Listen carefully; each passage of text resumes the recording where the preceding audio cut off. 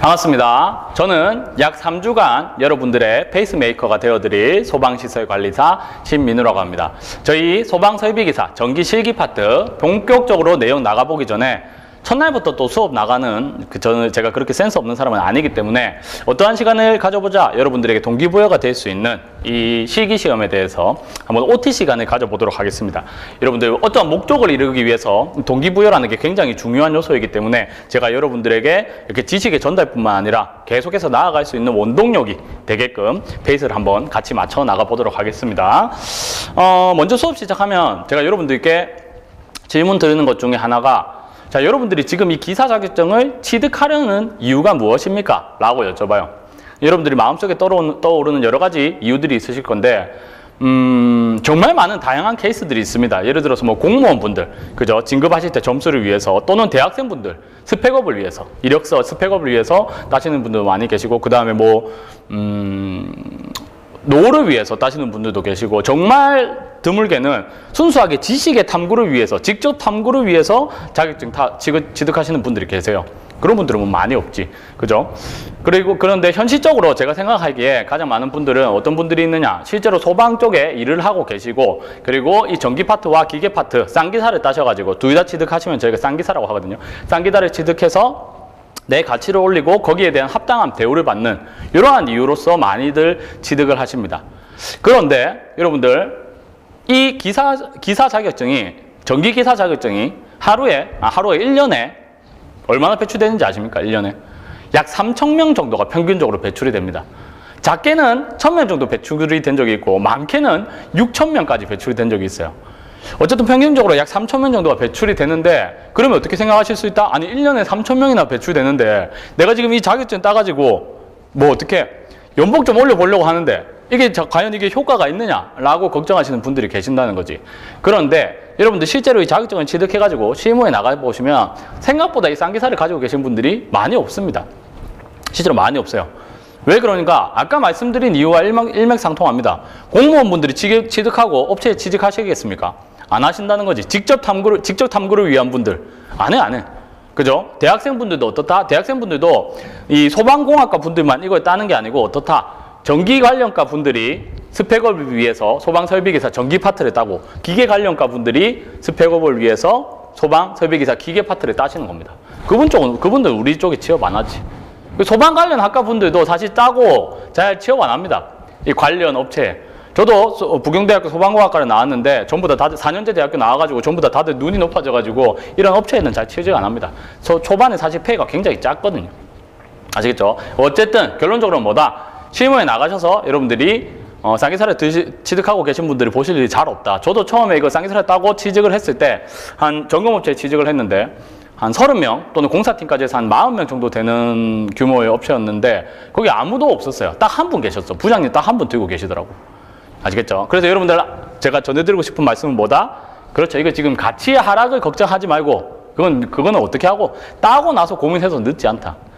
아시겠죠? 그런 말씀 드리고 싶고. 자, 그래서 우리 이 기사라는 거, 실기 파트에 대한 거 하나하나 뜯어가지고 어떻게 공부를 하면 되느냐 한번 파악을 해보도록 하겠습니다. 자, 먼저 이렇게 도표가 나오는데 자, 출제 경량이라고 해가지고 색이 잘 구분이 안 되시나? 이렇게 나눠져 있습니다. 자, 먼저 많이 나오는 파트, 이 크게 나누는 파트가 어떤 부분이 있느냐? 도면 파트가 있고 도면에는 어떤 부분? 여러분들이 전선가닥수 산정하는 내용과 결선도 부분이 함께 나온다고 보시면 됩니다. 되셨죠? 계산 문제 말 그대로 계산 문제고 시퀀스는 어떻게? 시퀀스 회로랑 논리 회로 이쪽이 함께 포함되어 있는 부분이고 암기 파트는 말 그대로 여러분들이 암기에서 쓰는 화재 안전 기준상의 내용 또는 형식 승인 기준 또는 관련 전기 설비에 대한 내용들이 있습니다. 그리고 기타는 말 그대로 기타 아까 말씀드린 그 관련 전기 설비 같은 내용들 있죠. 그런 내용들이 만점 방지용으로 나오는 부분이 기타 부분이 되겠다. 아시겠죠? 자, 이 부분 한번 말씀드리고 가볼 텐데 도면이 평균적으로 1년에 한 문제에서 4문제 정도 나옵니다. 4문제 정도 나와요. 그죠? 이게 많이 나올 때는 4문제까지 나오고 보통은 1문제, 2문제 정도 나오는데 배점이 생각보다 높습니다. 평균적인 배점이 한 약 10점에서 35점 사이로 왔다 갔다 합니다. 그죠? 10 몇 점? 한 15점에서 20점 사이 정도 됩니다. 근데 많이 나왔을 때는 배점이 언제까지 나온 적이 있다? 35점까지 나온 적이 있다. 요새는 이렇게까지 많이 나오진 않지만 어쨌든 뭐 중요한 파트 중에 하나입니다. 전성가닥수 되셨고, 그 다음에 계산 문제. 계산 문제는 한 문제에서 6문제까지 좀 편차가 큰데 얘가 평균적으로 약 15점 정도 나와요. 15점 정도. 아시겠죠? 많이 나왔을 때는 얘도 25점까지 나온 적이 있습니다. 이 계산 문제가 많이 나온다? 어떤 파트다? 어떤 회차의 시험이다? 합격생을 많이 뽑기 위한 회차의 시험입니다. 즉 시험이 쉬워요. 아시겠죠? 이 부분 꼭 가져가야 되는 파트라고 제가 말씀을 드리고, 그 다음에 시퀀스 파트. 이 시퀀스 파트가 참 말도 많고 타이도 많은 부분입니다. 얘는 안 나올 때도 있고 많이 나올 때는 3문제까지 나온 적이 있습니다. 보통은 얘가 한 문제, 보통 평균적으로 한 문제 나오고 10점 내외로 점수가 왔다 갔다 해요. 근데 이게 2021년도, 2022년도 2020년도와 2021년도를 기준으로 해가지고 이 시퀀스 문제가 신출 문제가 참 많이 나왔었습니다. 그래서 여러분들이 그 수험 치시는 분들이 참 많이 힘들어 하셨지. 이 파트가 사실 소방 쪽 파트가 많이 없기 때문에 실무적인 내용이 소방과 직접적인 연결이 되어 있는 부분이 아니기 때문에 전기 쪽에 오히려 가깝습니다. 그래서 많은 분들이 어려워 하시는 파트인데 어찌되었든 어떻다? 평균적으로 한 문제는 나온다는 거 되셨고, 그 다음에 암기 파트. 요거는 뭐 문제의 개수는 중요하지 않습니다. 점수가 보통 얼마 정도 나온다? 30점에서 많이 나오면 40점까지 나오는 파트입니다. 아시겠죠? 배점이 굉장히 많은 파트라는 거지. 그죠? 자, 요렇게 보셨을 때, 기타까지 말씀드려야 되겠네. 기타는 보통 뭐 한두 문제 나오고 점수는 한 5점에서 왔다 갔다 합니다. 점수 5점에서 왔다 갔다 하는 파트. 말 그대로 만점을 방지하기 위한 신출 문제들 또는 관련 전기 설비 기준 있죠. 소방 쪽 거 말고 그러한 것들이 나오는 부분이라고 보시면 되겠다. 아시겠죠? 자, 요렇게 보셨을 때 여러분들 어떤 느낌이 드느냐? 이 파트들 중에서 우리의 합격을 좌우할 수 있는 가장 큰 파트는 어떤 파트다? 배점이 가장 높은 암기 파트다 라고 생각하실 수 있는데 그렇지 않습니다. 왜 그러느냐? 여러분들 암기 파트는 뭐다? 제가 화재안전 기준이라고 말씀드렸었죠. 주된 내용이 80~90%의 내용이 화재안전 기준 내용인데, 자, 화재안전 기준 내용은 변화가 있다 없다? 없습니다. 그냥 말 그대로 법적으로 딱 정해져 있어요. 그죠? 그래서 여러분들이 만약에 화재안전 기준을 달달달 외우셨다. 그러면 여기는 전부 다 그냥 문제 나오는 족족 점수를 다 가져가실 수 있는 부분입니다. 아시겠죠? 그에 비해서 어떤 파트가 당락을 좌우할 수 있느냐? 요 전선가닥수 파트 있죠. 도면 파트. 도면 중에서도 전선가닥수 파트.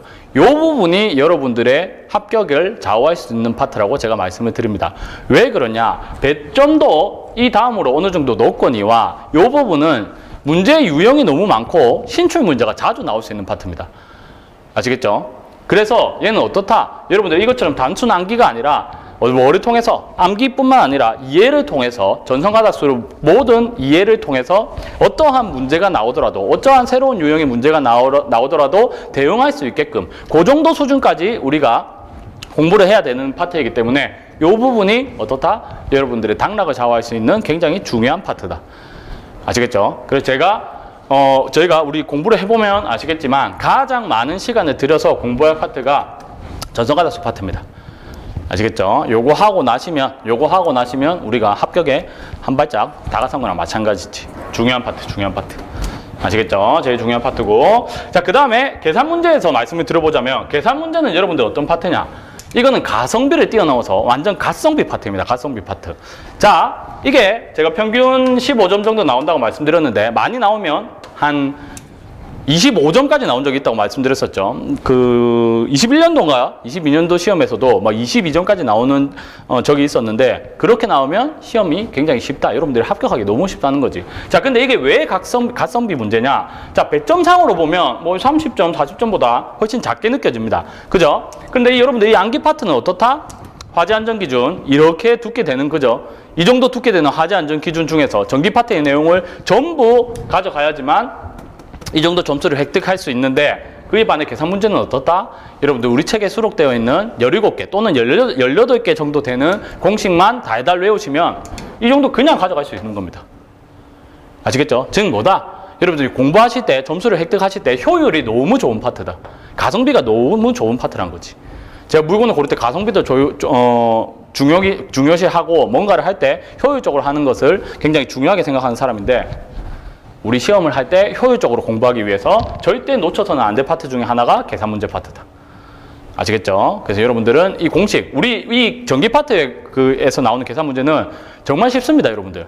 제가 여러분들 수포자거든요. 대학교 다닐 때 유체역학 뒷불을 받았습니다. 그래서 그 전역하고 그걸 메꾼다고 엄청 고생을 했었는데, 이렇게 수학을 싫어하는 사람도 어떻다? 쉽게 가져갈 수 있다. 기계 파트의 계산 문제는 여러분들 사실 굉장히 어렵습니다. 얘는 이거 공식을 외우는 것뿐만 아니라 그 공식을 이해해가지고 문제 나오면 문제를 잘 풀어서 그 문제가 1-1번 문제 가지고 2-2번을 풀고 2-2번 문제 가지고 3번을 푸는 이러한 흐름이 있기 때문에 기계 파트의 계산 문제는 사실 굉장히 난이도가 높은데, 그에 반해 우리 파트는 어떻다? 그냥 여러분들 공식 외우셨죠? 그러면 뭐 변수는 다른 건 그냥 다 주어져요. 미지수만 여러분들 딱 그냥 계산기 떠들여 넣어가지고 딱 나오면 그게 답인 거예요.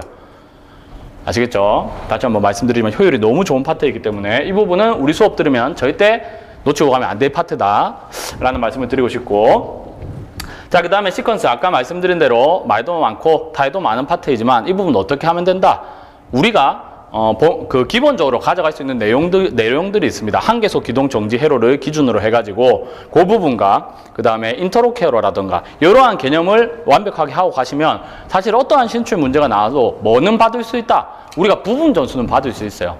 물론 만약에 이 문제의 배점이 10점이다. 그럼 10점 다 받으면 좋겠지만 어떻게 우리가 공부할 수 있는 내용만 가지고 간다면 최소 얼마 정도? 최소 50%에서 80% 이상의 부분 점수를 획득할 수 있다는 거지. 공통적으로 가져갈 수 있는 부분이 많다는 겁니다. 아시겠죠? 그래서 기존에 나왔던 문제 나오면 당연히 우리가 그 점수 다 가져갈 수 있는 거고, 혹시나 신출 문제가 나오더라도 어떻다? 최대 80%, 90% 정도까지의 부분 점수는 충분히 취득할 수 있다. 그러니까 너무 여기에 목매지 말자. 아시겠죠? 간혹 가다가 어떤 분들이 계시냐? 여러분 이렇게 눈으로 보면 이 파트 중요하겠네, 이 파트 중요하겠네, 이 파트 중요하겠네, 여긴 조금 떨어지겠네 라고 생각하실 수 있는데, 간혹 가다가 공부하실 때 혼자 공부하시는 분들이 시퀀스에 꽂혀가지고 다른 거를 등한시하고 시퀀스만 계속 공부하시는 분들이 계시죠. 그죠? 그래가지고 점수 10점 받는다. 물론 그 공부를 열심히 하셨으니까 나오는 점수 10점 다 받을 수 있겠지. 그렇지만 어떻다? 우리에게 정작 점수를 많이 획득해야 되는 부분들은 이런 부분들이 되는 거지. 아시겠죠? 그래서 우리가 공부할 때 어떻게 하자? 효율적으로 공부하자. 그걸 보여드리기 위해서 이걸 보고 있는 거니까. 되셨고. 자, 그 다음에 암기 파트. 아까 말씀드린 대로 뭐 당락을 작용하는 게 전서가사수라고 말씀을 드렸지만 어찌되었던 배점이 제일 큰 건 어떤 부분이다? 이 부분이다. 암기 파트 부분이다. 암기 파트는 여러분들 왕도가 없습니다. 어떻게 하셔야 된다? 그냥 반복하셔야 돼. 주구장창 반복하시는 것밖에 방법이 없다. 물론 제가 여러분들이 머릿속에 들어가는 데 있어서 조금 더 쉽게 들어갈 수 있게끔 하나하나 설치 기준들을 풀어서 설명드릴 거고, 그리고 팁도 말씀을 드릴 거긴 하지만 이 부분은 어떻게 여러분들의 노력 여하에 따라서 충분히 점수가 많이 나올 수 있는 파트입니다. 아시겠죠? 여러분들 근데 막연히 암기라고 하니까 암기라는 단어 자체를 싫어하시는 분들이 계시더라고. 그런데 그런 분들을 위해서 우리 좀 줄여 나가 봅시다. 소방시설에는 크게 5가지로 분류가 됩니다. 여러분들 떠올리시는 게 혹시 있습니까? 자, 소방시설을 크게 5가지로 나눠보면 어떻게 나눌 수 있느냐. 첫 번째, 경보설비로 나눌 수 있습니다. 이렇게 말씀하고 나면 스타트를 끊고 나면 조금씩 답변이 나올 수 있을 거야. 그죠? 제가 갑자기 5개, 소방설비 5개라고 해서 또 안 떠올리시는 건데, 크게 경보설비가 있고, 다음 소화설비가 있습니다. 그죠? 화재가 발생했을 때 초기 소화를 하거나 또는 화재가 더 이상 번지지 않게끔 해주는 소화 설비가 있고, 그 다음에 피난 구조 설비가 있다. 말 그대로 제시자들이 피난을 할 때 도와주는 녀석들이 피난 구조 설비가 있고, 다음으로 소화 활동 설비가 있습니다.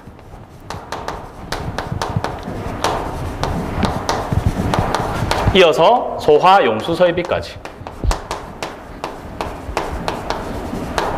이 녀석들은 뭐다? 이 두 가지는 소방대원분들이 사용하시는 거라고 보시면 돼요.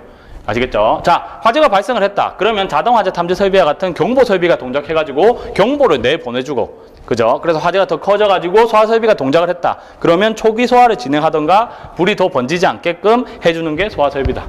그죠? 그리고 경보를 들은 사람들이 피난을 한다. 뭐를 통해서? 피난 구조 설비를 사용해서 피난을 한다는 거지. 되셨죠? 그러한 나중에 누가 출동을 해가지고 소방대원분들이 출동을 해가지고 소화활동 또는 인명 구조 활동을 할 때 사용하는 게 소화활동 설비, 소화용수 설비라고 보시면 되겠다. 아시겠죠? 자, 이렇게 보셨을 때 이 중에서 우리 어떤 거를 하고 가시면 되느냐? 우리가 지금 무슨 파트입니까? 기계 파트가 아닌 전기 파트란 거지. 이 많은 설비들 중에서 전기 파트만 보시면 돼. 자, 첫 번째. 소화용수 설비 나오지 않습니다. 소화용수 설비는 여러분들 쓸 용자에 물 숫자. 말 그대로 소방대원분들이 소화활동을 할 때 쓰는 거, 불 끌 때 쓰는 물이란 건데 우리 전기 파트인데 물이랑 상관이 있다 없다? 없다. 이 부분 안 나온다고 보시면 돼.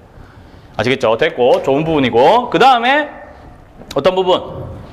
소화 활동 설비라고 되어 있는데 이 부분은 크게 6가지가 있어요. 무선통신 보조 설비, 뭐 비상 콘센트 설비, 재연 설비, 연소 방지 설비, 연결 성소관 설비, 연결 살수 설비 이렇게 6가지가 있는데 그 중에서 어떤 파트만 나온다? 2가지만 나와요. 이 6가지 중에 2가지만 나온다. 뭐랑 뭐? 비콘이랑 비상 콘센트 설비와 무선통신 보조 설비만 나옵니다. 6가지 중에 2가지만 하시면 돼. 물론 이 2가지는 많이 나오는 거지. 되셨죠? 이거 많이 줄일 수 있는 파트고 그 다음에 소화설비 안 나온다고 보시면 됩니다. 자, 소화설비는 왜 안 나오느냐? 소화설비는 이렇게 생각해 주시면 돼요. 경보설비는 우리 인간으로 쳤을 때 신경대에 해당한다고 보시면 되고 이 소화설비는 인간으로 쳤을 때 몸통 같은 녀석들입니다. 기계적인 파트란 거지. 그래서 어디에 나온다? 여러분들 기계 쪽에 가시면 이 소화설비에 대해서 외우실 것들이 엄청 많습니다. 우리 전기 파트보다 뭐 2배, 3배 훨씬 많아. 전기가 훨씬 쉽습니다. 암기 파트도. 계산 문제도 우리가 쉽고 암기 파트도 우리가 훨씬 쉬워. 힘이 나시죠? 자, 그리고 가끔 가다가 이 소화설비가 나올 때가 있는데 어떻게 나오는 거냐? 그냥 소화설비의 이름을 빌려서 우리께 나오는 것 뿐이에요. 예를 들어서 옥내 소화전 설비에 비상전원 설치 기준을 쓰세요 라고 나온다면 비상전원은 어디 거다? 우리 거다. 우리 거에서 다 정리하고 가실 거다. 아시겠죠? 그런 식으로 나오는 거기 때문에 소화설비 하실 필요 없고 자, 피난구조설비에서도 피난구조설비도 피난기구 파트가 있습니다. 피난기구 파트도 내용이 꽤 되는데 그 부분이 어떤 파트다? 전기 파트 아니다. 이제 전부 다 기계 파트에 나온다. 예전에는 18년도 전쯤에는 피난기구 문제가 꼭 전기 파트에서도 한 문제씩 나왔어요. 하지만 이게 우리 전기 파트와 맞지 않다. 그래서 앞으로는 기계 파트만 나온다 해서 이제 아예 나오지 않는다는 거. 그러면 나머지 구조설비에서 뭐만 하시면 되느냐? 유도등 계열과 비상조명등 계열만 하시면 됩니다. 비상조명등에는 휴대용 비상조명등도 포함해가지고 요 2가지만 보시면 되겠다. 아시겠죠? 많이 줄었지. 그죠? 근데 유도등도 가지수가 많습니다. 유도등의 종류가 많아요. 그렇다 보니까 각각의 설치 기준들이 조금씩 있기 때문에 요 녀석도 좀 많이 나오는 파트 중에 하나다. 되셨죠? 자, 그 다음 경보설비. 경보설비는 좀 종류가 많아요. 경보설비는 10가지나 되는데 그 10가지 중에 우리가 몇 가지를 하시면 되느냐? 경보설비는 10가지 중에 10가지 다 하셔야 됩니다. 어쩔 수 없어. 왜? 경보설비는 아까 말씀드린 것처럼 전부 다 정기적으로 동작하는 녀석들이기 때문에 우리가 무슨 파트다? 전기 파트다. 그래서 이거는 다 하셔야 된다. 아시겠죠? 자, 그래도 그 10가지 다 하신 다음에 헉 하실 수 있으니까. 자, 10가지 어떤 것들이 있느냐? 기본적으로 자동화재 탐지 설비, 가장 많은 내용이 나오는 자동화재 탐지 설비, 비상경보 설비, 비상방송 설비, 자동화재 속보 설비, 단독경보용 감지기가 있고, 누정경보기, 가스누설 경보기, 통합감시시설. 통합감시시설이 있는데 이것도 어떤 파트다? 전기 파트이긴 한데 이거는 문제로 낼 수 있는 파트가 아닙니다. 그래서 거의 언급되지 않아요. 지하구의 하재안전기 기준에서 잠깐 보시겠지만 이 부분 거의 문제 안 나온다고 보시면 되고 시각경보장치 있고 그 다음에 새로 추가된 원래는 9가지였는데 2022년도 12월 달을 기준으로 해가지고 화재 알림 설비라는 게 추가가 됐습니다. 근데 이 화재 알림 설비는 화재안전기준상의 그 설치 기준이 제정되어 있지 않습니다. 이건 뭐냐? 얘가 무선식 설비예요. 무선식. 아시겠죠? 일반적으로는 지금은 전부 다 설치되는 게 유선식이지만 요새는 무선식 제품들이 많이 나오고 있거든요. 마치 와이파이 공유하듯이 또는 블루투스로 연결되듯이 무선식이 나오고 있는데 이 녀석은 어떻다? 설치 기준을 딱 특정 짓기가 어렵다. 그래서 이 녀석은 문제가 안 나오신다고 보시면 된다. 아시겠죠? 그래서 10가지 중에 화재 알림 설비 안 나오고 통합 감시 시설 안 나오고 나머지 8가지 중에서도 진짜 한 시간 안에 막 2가지 설비가 넘어가고 합니다. 자탐이 제일 많아요. 아시겠죠? 자탐하고 나면 나머지 녀석들은 1시간 안에 막 2개씩 이렇게 넘어가실 수 있으니까 너무 걱정하지 말자. 아시겠죠? 암기 파트에 대해서 막연히 반감을 가지고 계시는 분들이 있어서 우리 조금 위안을 얻고 가는 시간이었다라고 생각을 해주시면 될 것 같고, 자, 그리고 수업 나가기는 앞서서 제가 수업 방향에 대해서 한번 말씀을 드리고 싶은데, 자, 실무 경험이 있으신 분들이 있고, 그죠? 없으신 분들이 있습니다. 그리고 소방적 지식, 화재안전 기준에 대한 지식이 화재안전 기준이라고 말씀드릴게요. 화재안전 기준의 내용에 대해서 아시는 분들이 있고 모르시는 분들이 계셔. 그죠? 요렇게 했을 때 당연히 실무도 있고 지식도 있다. 이런 분들은 지금 현업에 종사하고 계신 분들이 계시겠지. 그죠? 우리 수업을 들으면서 가장 합격률이 높으신 분들이고 에이스가 돼야 될 분들이신데 이런 분들이 있으실 거고, 실무 경험은 있는데 화재안전 기준에 지식이 없다. 이런 분들은 실제로 뭐 소방 쪽에 관련 일을 안 하시다가 어떻게 소방에 취업해가지고 수신기는 뭐네, 발신기는 뭐네, 감지기는 뭐네, 이런 건 알고 있는데 화재안전 기준은 아직 보신 적이 없는 그런 분들이 있으실 수 있겠다. 아시겠죠? 그리고 둘 다 없다. 이건 백직자처럼 하얀 분들, 그죠? 아무것도 모르시고 그냥 오신 분들이 계셔. 간혹가다 계셔요. 아시겠죠? 이런 분들. 다른 데서 일하시다가 관련 학과를 졸업하셨거나 관련 계통의 일을 하시면 우리 쪽에 소방 쪽에 자격을 취득할 수 있는 자격이 주어지는 분들이 계시거든요. 그래서 소방 쪽 아예 모르시고 오는 분들이 종종 계십니다. 지식은 있는데 실무 경험이 없다. 이런 분들은 뭐 소방 관련 학과 대학생들, 이런 분들이 해당될 수 있겠지. 자, 이렇게 됐을 때 우리가 보통 어느 쪽에 맞춰서 수업을 진행이 될 거냐? 수업은 이런 분들에게 맞춰서 수업 진행이 될 겁니다. 이렇게 진행됐을 때 실무 경험이 있고 지식이 있으신 분들이 조금 답답해 하실 수 있는데 왜 이렇게 진행을 하느냐? 실무 경험이 있고 지식이 많으신 분들도 가끔 이런 경우가 있어요. 실무 경험이 많다 보니까 이거는 내가 경험적으로는 알고 있는데 남한테 설명하려고 하니까 이론적으로 설명을 못하는 거야. 그죠? 그런 부분들이 어렴풋이 있는데 이렇게 꼼꼼히 수업을 듣고 나면 어떻다? 이 부분이 이래서 이렇게 되는 거구나. 좀 더 명확하게 클리어할 수 있다. 아시겠죠? 그래서 이런 분들이 조금은 마음의 여유를 가지고 보셨으면 좋겠다. 아시겠죠? 그래서 제가 이렇게 말씀드리면 이분들이 제일 합격률이 높다고 말씀드리니까 자만하시는 분들이 있는데 절대 자만하시면 안 되는 게, 자, 이런 분들이 공부 시간이 조금 부족했어요. 그런 경우와 이 백직장 같은 분들이 어떻다? 공부를 그냥 열심히 하는 거야. 그냥 하라는 대로 그냥 주구장창 따라오신 거지. 이랬을 때 합격률이 어떻다? 비슷하거나 오히려 이분들이 합격을 잘 많이 하시는 분들이 계세요. 왜 그런가 하면 우리 지금 하고 계신 게 뭡니까? 시험을 치시는 거지. 시험을 치시는 거예요. 그죠? 그 시험에서는 뭐를 원하는 게 있느냐? 정형화된 답이라는 걸 원합니다. 이해가 되십니까? 이런 케이스가 어떤 케이스가 있는가 하면 이 실무가 있으신 분들이 불리한 케이스가 있는데, 예를 들어서 전선가닥수 같은 데 보시면 그런 경우가 종종 생깁니다. 이게 뭐다? 이론과 실무가 다른 부분이 있어요. 아시겠죠? 뭐 뒤에 가셔서 배우겠지만 뭐 옥내소화전, MCC 판넬에서 뭐 필요한 거 공통, 기동, 정지, 그 다음에 펌프 기동 표시등, 펌프 정지 표시 등에서 보통은 다섯 가닥이 이론적으로 필요한데 실무에서는 급하면 뭐 4가닥으로도 맞춰 먹을 수 있습니다. 그죠? 요런 것 때문에 실무를 하시는 분들이 본인의 생각에 답을 적으시는 경우들이 종종 있어요. 아시겠죠? 그런데 그건 어떻게 될 수 있다? 감점 요인이 될 수 있다. 그에 반해 이런 분들은 어떻다? 그냥 시키는 대로 의심 없이 그냥 그대로 하시는 거야. 그게 그대로 하시는 게 뭐다? 시험에서 딱 채점자가 원하는 답안이라는 거지. 점수를 더 많이 받으시는 거예요. 그런 경우가 종종 있습니다. 아시겠죠? 그러니까 이런 분들도 너무 자만하지 말고 이런 분들도 너무 걱정하지 말고 우리 함께 합격의 기쁨을 누리면 좋겠다. 되셨죠? 그런 말씀을 드리고 싶고, 그리고 여러분들 제가 또 수업 전에 또 한 가지 말씀을 드리는 게 OT 시간에 참 말이 많아졌습니다. 어떠한 말씀을 드리고 싶으냐? 여러분들 절대 예습은 하지 마십시오. 예습은 하지 말자. 여러분들 우리 지금 수업을 들으시는 이유가 뭡니까? 그렇죠. 제가 아까 계속해서 강조드린 것처럼 효율적으로 이렇게 막 비효율적으로 공부하지 말고 최단 시간에 효율적으로 공부를 해서 합격하는 게 목표여서 여러분들이 지금 이 수업을 듣고 있단 말이지. 그래서 예습을 하실 필요는 없어. 대신 여러분들 꼭 뭐 해주셔야 된다? 예습 시간은 빼고 그걸 어디로 투자를 하자? 복습에 투자를 하자. 복습에.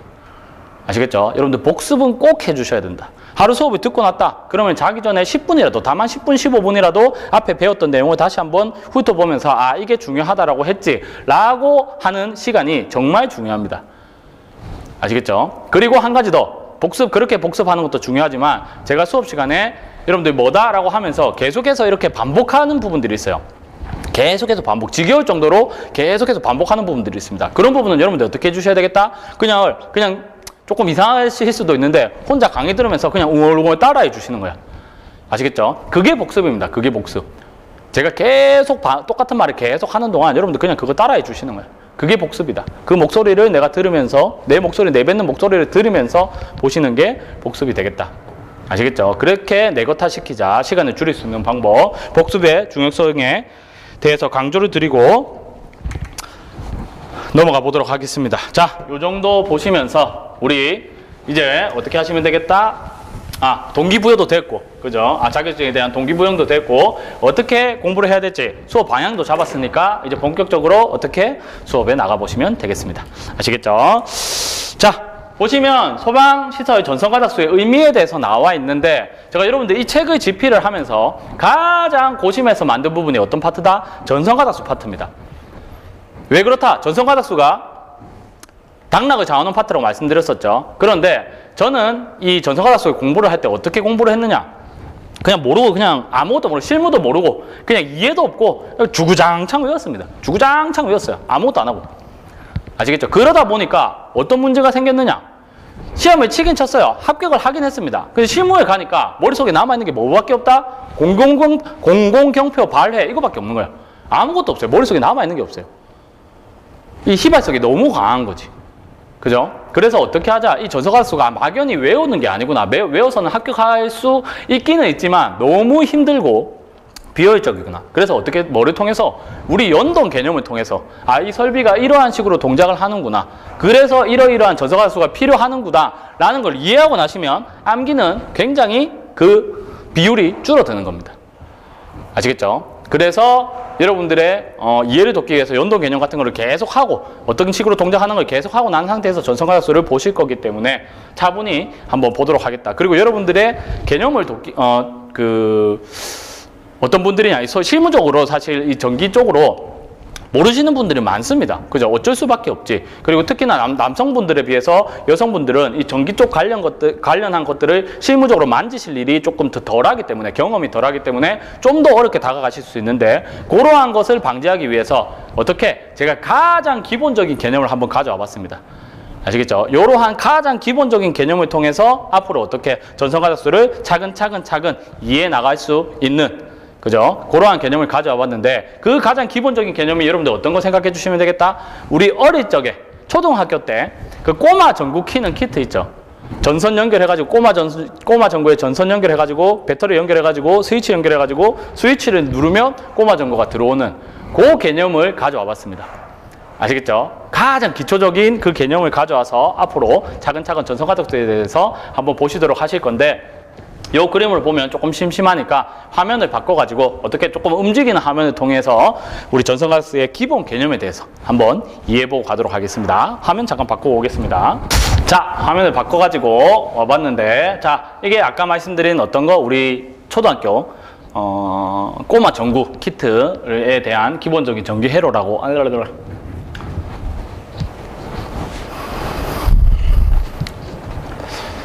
자, 화면을 바꿔가지고 이게 뭐라고 생각해 주시면 된다? 그냥 꼬마 전구, 그죠? 가장 기본적인 전기 회로다 라는 걸 생각해 주시면서 한번 보시면 될 것 같은데, 자, 이 부분이 뭐다? 여기 스위치입니다. 스위치. 요거 누르면 꼬마 전구가 켜지는 거지, 그죠? 요 부분은 일단 무시해 주세요. 요 부분은 자동 개념인데 요 부분은 무시해 주시고, 여기가 어떤 개념이다? 수동 개념이다, 그죠? 어쨌든 우리 꼬마 전구라는 전기구를 켜려면 뭐를 하시면 된다?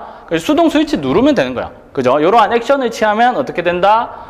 전기가 이렇게 쭉 흐르면서 꼬마 전구에 전류가 투입이 되면서 이 꼬마 전구가 깜빡깜빡거리는 가장 기초적인 전기회로 개념이라는 거지, 그죠? 요 개념을 가지고, 이건 어렵지 않죠? 요 개념을 가지고 우리 그대로 어디에? 소방에 적용을 시켜보자는 겁니다. 그래서 어떻게 전선가닥수를 차근 이해해 나가실 건데, 자, 그러면 이 기초적인 개념에서 우리가 가지고 갈 수 있는 첫 번째 어떤 것이 있다?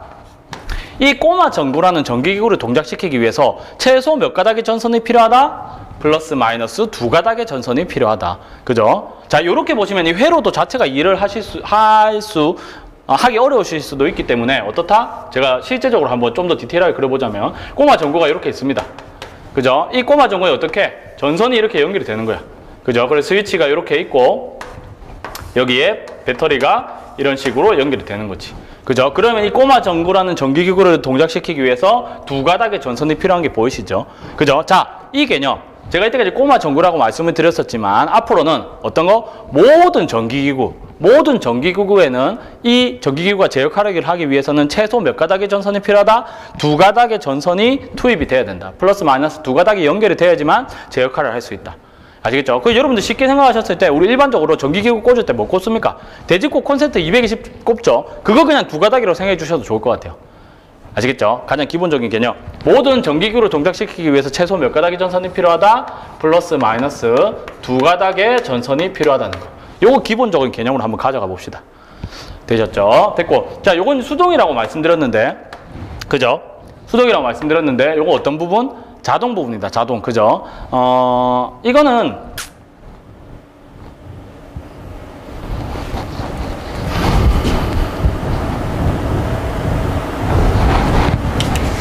뿌잉.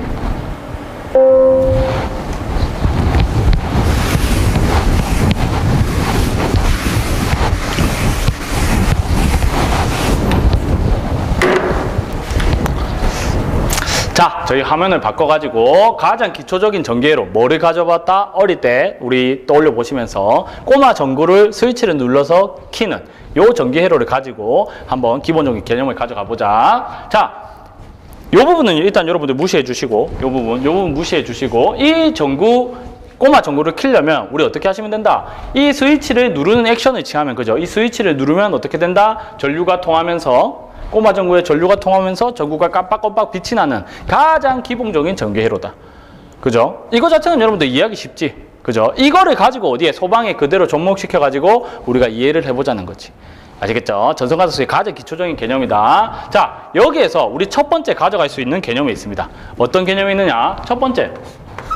이 꼬마 전구라는 전기기구를 동작시키기 위해서는 최소 몇 가닥의 전선이 필요하다? 최소 2가닥의 전선이 필요하다. 그죠? 이 회로도 자체가 조금 어려우실 수도 있으니까 좀 더 사실적으로 그려보자면 꼬마 전구가 이렇게 있어요. 그죠? 여기에 어떻게 전선을 이렇게 연결해가지고 스위치 연결해가지고 그죠? 배터리를 이런 식으로 연결한다는 거지. 그죠? 그럼 이 꼬마 전구를 동작시키기 위해서 최소 2가닥의 전선이 필요하다. 그죠? 이 2가닥. 자, 여러분들 제가 이때까지 꼬마 전구라고 말씀을 드렸었지만 앞으로는 뭐라고 말씀드릴 거다? 앞으로 모든 전기기구에는 이 전기기구를 동작시키기 위해서 최소 몇 가닥의 전선이 필요하다? 플러스 마이너스 2가닥의 전선이 필요하다. 그죠? 요 개념을 기본적으로 가져갑시다. 여러분들 쉽게 생각해 주셨을 때 이런 콘센트 있죠? 콘센트도 어떻게? 우리 돼지코 꼽죠? 이 돼지코도 그냥 2가닥이라고 생각해 주시면 이해하기 편하실 것 같아요. 아시겠죠? 그래서 이 꼬마 전구뿐만 아니라 앞으로 여러분들이 보시게 되실 이런 감지기라는 전기기구 또는 이런 경적이라는 전기기구에도 최소 몇 가닥의 전선이 필요하다? 최소 2가닥의 전선이 필요하다. 그래야 얘가 제 역할을 할 수 있다. 아시겠죠? 이게 가장 기본적인 개념이다. 되셨죠? 요거는 쉽게 가져가실 수 있겠지. 꼬마 전구를 통해서. 되셨고, 그 다음에 한 가지 더 뭐 가져가 보실 거냐? 자, 우리가 이 꼬마 전구를 켜기 위해서 뭐를 눌렀습니까? 수동 스위치라는 걸 눌렀습니다. 이러한 행위, 그죠? 이러한 행위를 했을 때, 이러한 액션을 취했을 때 뭐가 불이 들어오더라? 꼬마 전구가 불이 켜지는 출력이 나오더라. 그죠? 뭐라고 생각해요? 두 번째 개념. 뭐? 하나의 입력이 있으면 하나의 출력이 있다.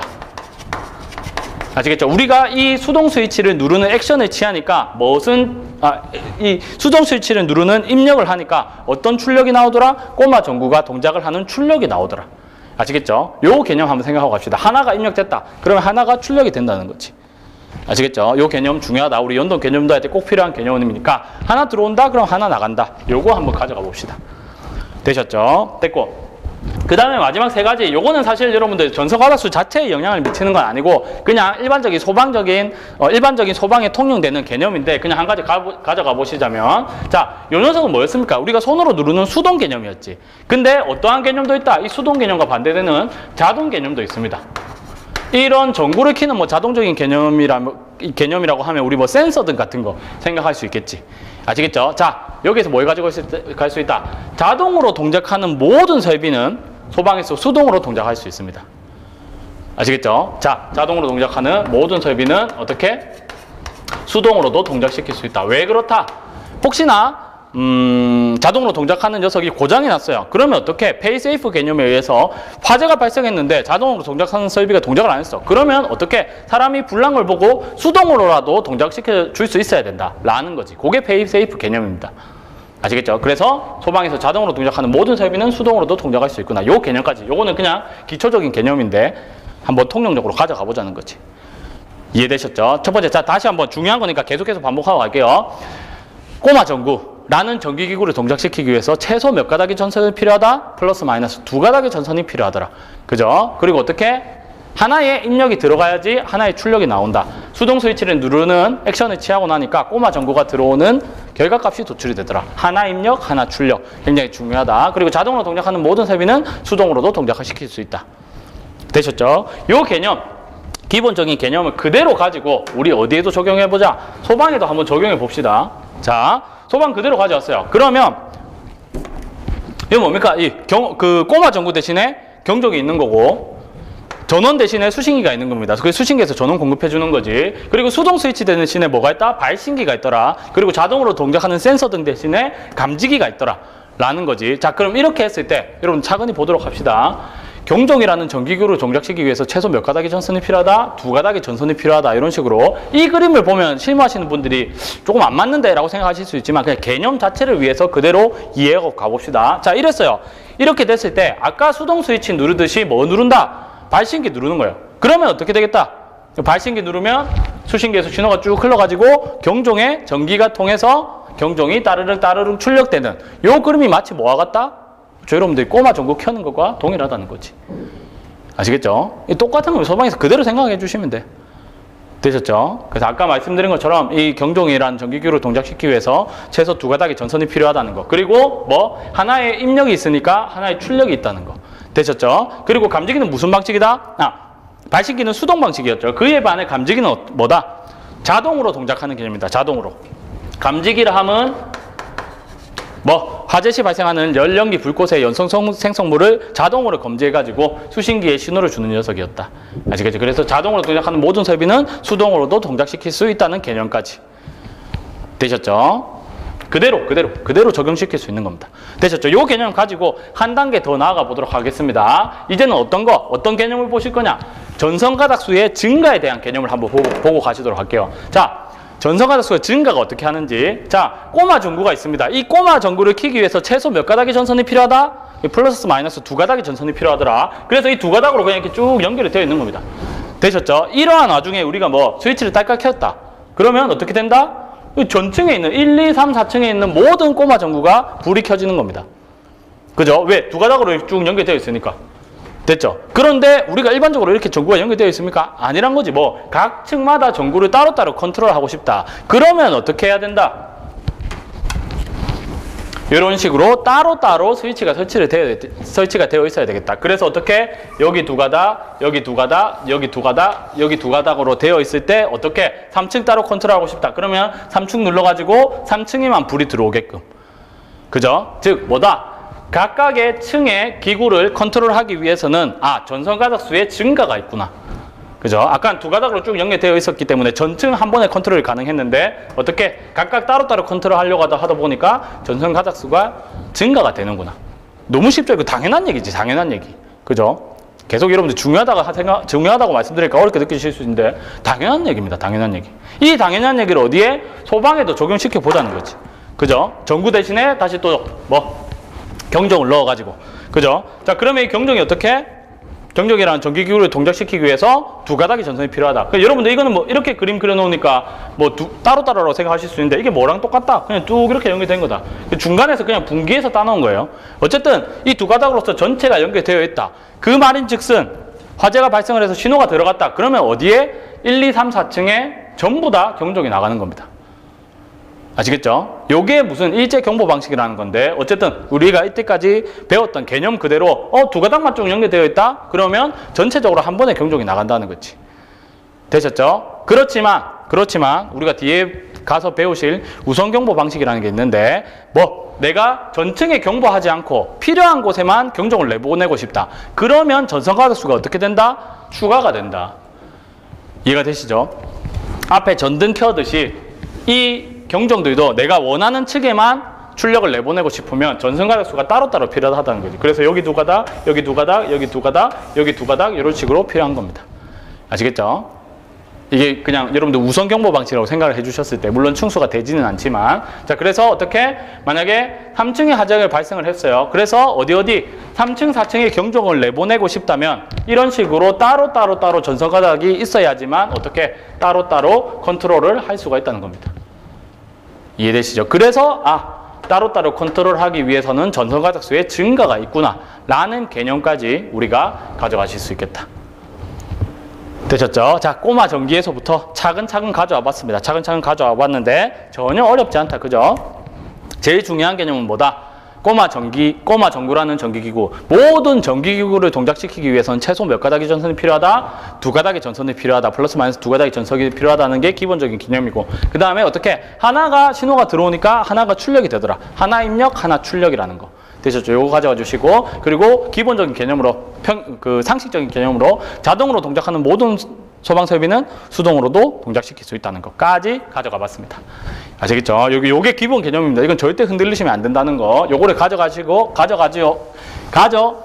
가주시고 그래서 차근차근 살을 덧붙여 나가 보도록 하겠습니다. 아시겠죠? 되셨고 자, 그리고 우리 이어가지고 어떤 걸 볼 거냐? 우리 앞으로 배우게 되실 제일 첫 번째 자동화재 탐지 설비의 전선가닥수를 보시게 될 건데 전선가닥수 중에서도 제일 많이 나오는 파트가 자동화재 탐지 설비입니다. 아시겠죠? 자, 거기에 대한 거 보실 건데 우리 이제 어떻게 하겠다? 전선가닥수 외우지 않겠다. 연동 개념을 통해서 이해하고 갈 겁니다. 그래서 연동 개념도 보시는 건데 연동 개념도 전혀 어렵지 않아요. 여기 보시는 게 뭐다? 감지기. 화재 시 발생하는 연소 생성물인 열, 연기, 불꽃을 자동으로 감지하는 게 감지기다. 그죠? 이 발신기는 뭐다? 발신기는 말 그대로 사람이 불났을 때 만약에 감지기가 동작하지 않는다면 수동으로 동작시킬 수 있는 게 발신기였다. 그죠? 수신기는 뭐다? 수신기는 말 그대로 신호를 받아들이는 게 수신기인데 얘가 인간으로 치면 뭐에 해당되느냐? 뇌에 해당합니다. 뇌에. 그래서 얘는 신호를 받아들여가지고 이거 불인가 판단을 해서 명령까지 내려주는 중요한 녀석이다. 아시겠죠? 수신기가 인간으로 치면 뇌에 해당하는 거고 이러한 배선들이 신경계고 그리고 여러분들이 기계 파트에 가셔서 배울 소화설비들이 기계적인 몸뚱아리라고 보시면 되겠다. 아시겠죠? 그런 개념을 가지시면서 이 발신기 세트 여러분들 PBL이라고 되어 있는데 이게 도시기호죠. 도시기호. 이렇게 저는 이 PBL이라고 주로 안 쓰고 뭐라고 쓰느냐 LBP라고 주로 씁니다. LBP PBL이라고 안 쓰고 LBP라고 주로 쓰는데 순서는 크게 상관없으시고요. 저는 왜 LBP라고 쓴다? 이 L이 뭐다? 램프 표시등 위치 표시등입니다. 그죠? 그래서 램프 위치 표시등 쓰고 벨이 뭐다? 벨이 경종입니다. 경종. 이 안에 들어있는 이 가운데 들어있는 여기 경종. 그죠? 그래서 제가 요 B를 쓰고 그 다음에 P가 뭐다? 요 밑에 있는 발신기, 푸시 버튼. 그래서 LBP라고 주로 쓴다는 거. 아시겠죠? 요거까지 그냥 한번 듣고 가보시면 좋을 것 같다. 자, 요렇게 해가지고 자탐이 구성되어 있는데 기본적으로 생긴 게 굉장히 간단합니다. 감지기, 발신기, 수신기로 간단하죠. 그래서 여러분들 보시면 연동 개념도 굉장히 간단해요. 자, 우리가 도시기호를 아직 안 배웠으니까 요거 실제 사진을 가지고 연동 개념을 한번 보도록 합시다. 자, 다시 한번 말씀드리면 연동 개념이 굉장히 간단합니다. 화재가 발생을 해요. 그러면 화재 시 발생하는 열, 연기, 불꽃을 감지를 하겠지. 얘는 열 감지기니까, 자동식 스포트형 감지기니까 어떻게? 신호를 받아가지고 누구한테 신호를 보내준다? 수신기에 신호를 보내주는 겁니다. 그죠? 마찬가지 이러한 상황에서 어떻게? 만약에 감지기 고장이 났다. 그랬을 때는 어떻게 할 수 있다? 사람이 지나가다가 이 불이 난 것을 보고 발신기를 누를 수 있다. 이거 둘 다 어떤 신호다? 동일한 신호. 감지기가 동작해서 신호를 보내주던가 발신기를 눌러서 신호를 보내주던가 동일한 신호가 들어간다는 거지. 그죠? 어쨌든 수신기에 하나의 신호가 입력이 되었다. 그죠? 그럼 입력이 되면 어떻게 되겠다? 하나가 나가겠다. 그죠?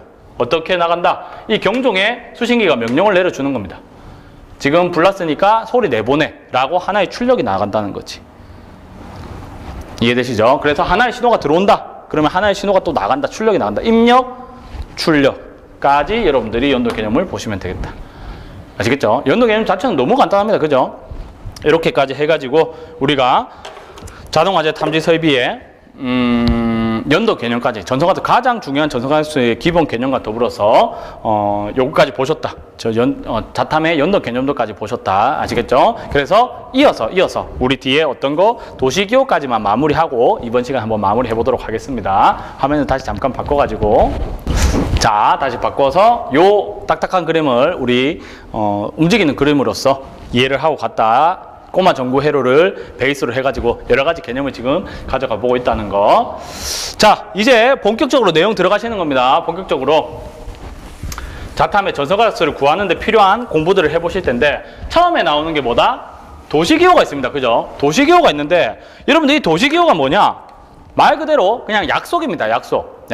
자, 일반적으로 여러분들이 시험에 문제를 낼 때, 그죠? 도면상에 그려져 있는 게 이 도시기호인데 시험에 문제를 낼 때 우리가 아까처럼 사진을 찍어서 문제를 낼 수 없으니까 어떻게? 도면상에 그려져 있는 도시기호로서 문제가 나온다. 그래서 여러분들이 도시기호를 보고 아 이거는 무엇을 의미하는구나 까지는 당연히 알고 가셔야 된다는 거지. 그래서 각각의 파트들마다 도시기호들이 새롭게 추가될 거예요.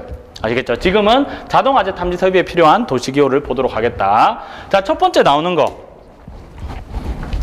아까 자동하재 탐지 설비를 구성하고 있는 수신기, 발신기, 그리고 뭐가 있었다? 감지기가 있었다. 요 녀석들에 대한 도시기호인데 첫 번째 나오는 거.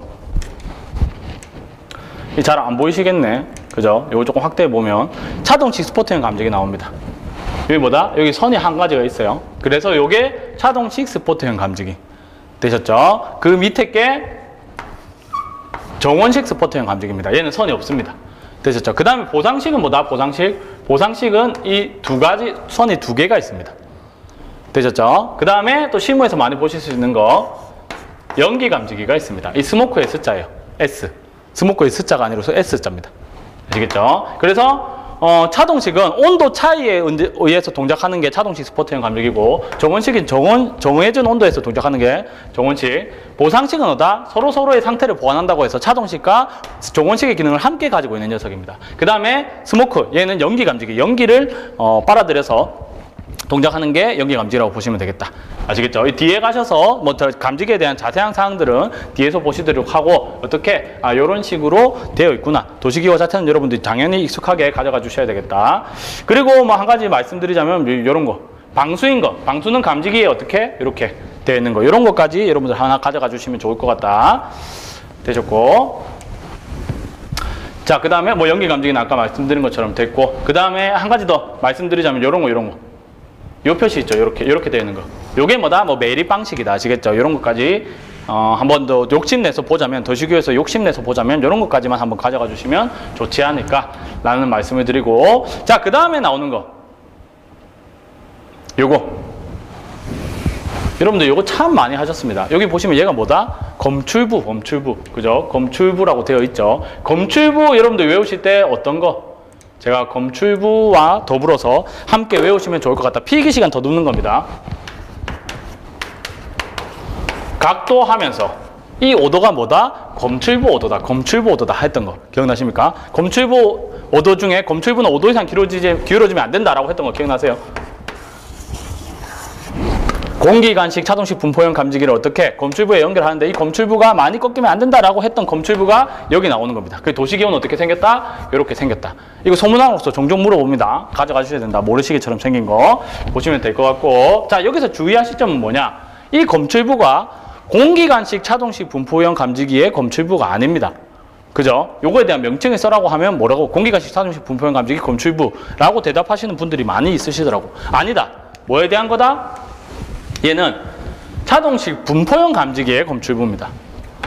뭐가 다르지라고 생각하실 수 있는데, 차동식 감지기가 스포트형과 분포형으로 나누어졌고, 이 분포형은 또 세 가지로 나누어지더라. 어떻게? 아까 나온 공기간식과, 그 다음에 열전대식과 열반도체식으로 나누어지더라. 즉 어떻게? 요 검출부 요 녀석은 공기간식 차동식 분포형 감지기의 검출부이기도 하고, 열전대식 자동식 분포형 감지기의 검출부여기도 하고 여기 반도체식 자동식 분포형 감지기의 검출부여기도 한 겁니다. 그러니까 공기관식 자동식 분포형 감지기의 검출부라고 적으면 이 세 가지 중에 딱 그냥 하나만 특정 지은 거지. 아니라는 겁니다. 아시겠죠? 공통적인 검출부라는 거 생각을 해주시면 좋겠다. 답안을 적으실 때 공기관식 자동식 분포형 감지기라고 적으시면, 감지기의 검출부라고 적으시면 안 된다는 거 되셨고. 그 다음에, 발신기 세트 나옵니다. 발신기 세트 아까 말씀드린 것처럼 요 뭐다? 제가 주로 LBP라고 적는다고 말씀드린 발신기 세트 단독형 나오고, 그 다음에 밑에 보시면 발신기 세트 옥내소화전 내장형이라고 되어 있습니다. 여기서 뭐다? 옥내소화전과 발신기 세트가 함께 있는 녀석인데, 여러분들 뭐 우리 시험적으로도 그렇고 실무적으로도 그렇고 만약에 옥내소화전과 발신기 세트가 함께 있다 그러면 어떻게? 이렇게 같이 그려져 있는 걸 보실 수 있을 거예요. 실제로 따지면 여러분들 옥내소화전은 도시기호는 요겁니다. 아시겠죠? 그런데 이러한 기호를 여러분들이 보실 일이 있다 없다? 실무적으로도 없고 시험에서도 거의 없다. 왜 그렇다? 이 옥내소화전 방수구의 설치 기준 수평거리 몇 미터? 25m로 동일하고, 뭐랑 동일하다? 이 발신기 세트 음향장치에 또는 발신기의 설치 기준이 얼마다? 수평거리 25m로 동일하기 때문에 어떻게? 이 설치되어 있으면 무조건 그냥 같은 위치에 설치되어 있는 겁니다. 아시겠죠? 그래서 여러분들 실무적으로도 이런 식으로 따로따로 이렇게 되어 있는 거는 보실 일이 없을 거다. 그죠? 어차피 수평거리가 같기 때문에 함께 설치가 되어 있다. 그래서 이게 발신기 세트 옥내소화전 내장형이라고 불린다는 거. 되셨죠? 그렇게 생각해 주시면 될 것 같고. 자, 그럼 요거 나온 김에 제가 한 가지 말씀드리고 갈게요. 자, 여러분들 요거 명칭이 뭐다? 램프 요거 명칭이 뭐다? 표시등이라고 말씀하면 정확하게는 틀린다. 왜? 요거는 위치 표시등입니다. 위치 표시등. 이 발신기 세트의 위치를 표시해 주는 게 위치 표시등이다. 마찬가지 여기도 LVP 이렇게 있다면 얘가 뭐다?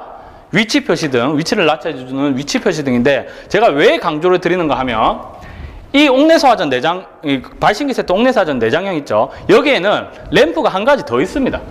어떤 램프가 한 가지 더 있느냐? 요 밑에 빨간 램프가 하나 더 있어요. 이 사진이 보시면 이런 식으로 여기 보이십니까? 이 위치 표시등이 있고 요 밑에 빨갛게 들어오는 거 요게 뭐다? 펌프 기동 표시등이다. 옥내소화전에 펌프가 돌았을 때 불이 들어오는 게 펌프 기동 표시등이기 때문에 제가 혹시나 어떻게 요 녀석의 정확한 명칭이 위치 표시등이라고 한번 강조를 드리고 간다. 아시겠죠?